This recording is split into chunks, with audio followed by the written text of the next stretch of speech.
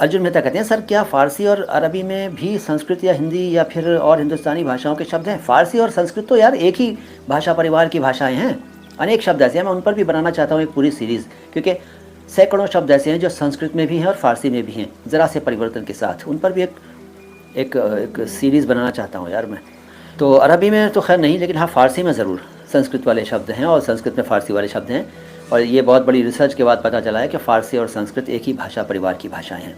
Sir फ़लसफ़ा को का क्या मतलब है? फ़लसफ़ा का मतलब है फ़िलासफ़ी। ताहिर सैफ़ी जी, फ़िलासफ़ी उर्दू में फ़लसफ़ा। वस्ल का मतलब नग़्मे दिल, मिलन, मिलन मिलन मिलन वस्ल कहलाता है। विसाल भी कहते हैं उसको, वस्ल और विसाल दोनों कहते हैं। ख़ास का मतलब विशेष, सीताराम पारिक जी। वश और बस, वो आ गई ना वही बात, वश और बस एक ही बात है। हिंदी में वश है, उर्दू फ़ारसी में बस है, बेबस जो बस में ना हो। मतलब विवश, देखो विवश इधर हमारे हिंदी में विवश संस्कृत से आया हुआ विवश, और उधर बेबस, एक ही बात है ना। ऐसे बहुत से शब्द हैं। मुअम्मा का मतलब है पज़ल, नग़मा दिल जी, मुअम्मा का मतलब पज़ल, पहेली, पज़ल। सर आप गज़ल लिखते हैं? जी मैं लिखता हूँ, मेरे दूसरे चैनल पर जाइए, अल्फाज आवाज़ अंदाज़ पर।